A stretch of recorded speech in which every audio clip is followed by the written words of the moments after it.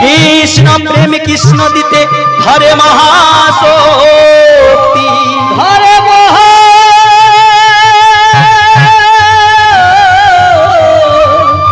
ধরে মহাশক্তি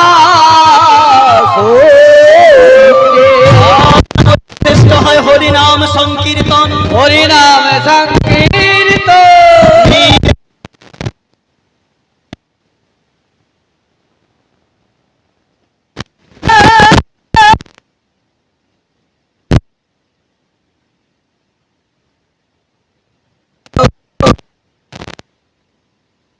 তাই না বাবা? শ্রমিক মুনি তিনি ধ্যানে ছিলেন। রাজা পরীক্ষিত গিয়ে জল যাচনা করেছিলেন যে আমায় পিপাসা লেগেছে, জল দাও। কিন্তু শ্রমিক মুনি তো ধ্যানে আছেন, ইহ জগতের কোন তার জ্ঞান শূন্য, আত্মার সঙ্গে পরমাত্মার মিলন ঘটেছে, তাই ইহ জগতে তিনি কিছু জানতে পারছেন না। রাজা এসে জল যাচনা যখন করেছে, জল দাও, তখন দিচ্ছে না। তখন রাজা পরীক্ষিতের রাগ হয়ে গেল, আমি একজন রাজা, আমি প্রজার বাড়িতে এসে জল মাগলাম, আমাকে জল দিল না, এ কেমন ধ্যান করছে, এ কেমন ঋষি। সঙ্গে সঙ্গে একটি দেখলেন কি না, মরা সর্প শুয়েছিল বাবা।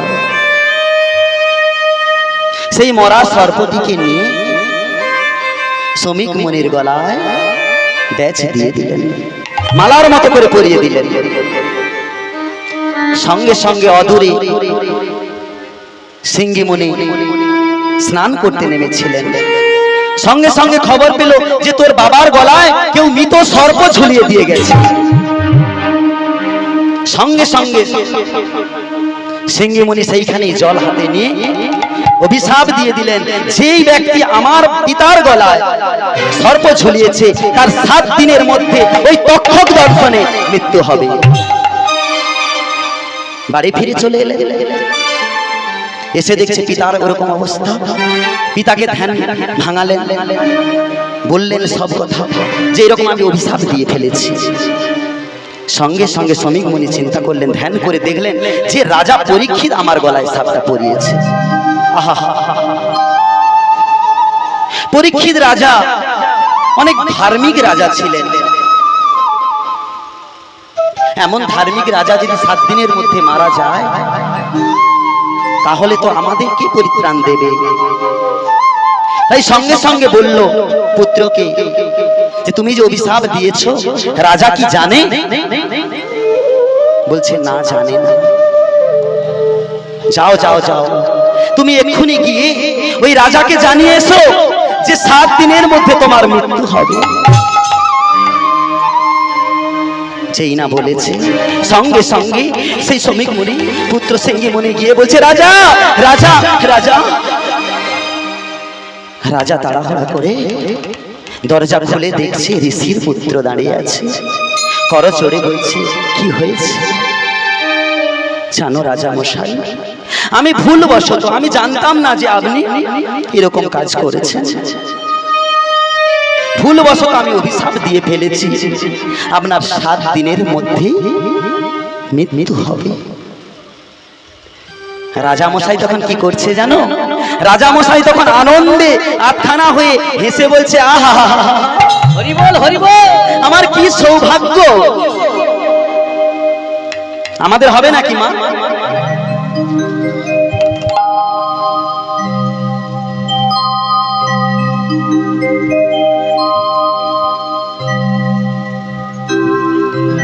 আমাদেরকে যদি কেউ বলে যে তোমার 7 দিনে মৃত্যু হবে, তখন আমরা কি করব? আমরা কলি হতো জি বাবা, আমরা তখন ব্যাংক ব্যালেন্স, টাকা পয়সা, জমি জমা, হ্যাঁ এত সব নিয়ে কি করব না করব ব্যস্ত হয়ে যাব। কিন্তু রাজা পরীক্ষিত সব কিছু ত্যাগ করে দিয়ে, রাজ্যপাট ত্যাগ করে দিয়ে গঙ্গার তটে গিয়ে কি করলে আমার এই আত্মার পরিত্রাণ হবে? আমি তো অভিশাপ তো পেয়ে গেছি, এই অভিশাপ থেকে আমি কিভাবে মুক্তি পাবো, কিভাবে আমি গৌর চরণে যেতে পারবো, ভগবানের চরণে যেতে পারবো, সেই নিয়ে তিনি সমস্ত ব্রাহ্মণ সমাজকে বলতে লাগলেন। সমস্ত ব্রাহ্মণ সমাজ বললেন যে একমাত্র ভাগবত ভগবানের কথা কীর্তন কিংবা পাঠ যদি করা হয় তাহলেই তোমার নিস্তার হবে। সঙ্গে সঙ্গে শুকদেব গোস্বামীকে বক্তা হিসাবে নিয়ে আসা হলো।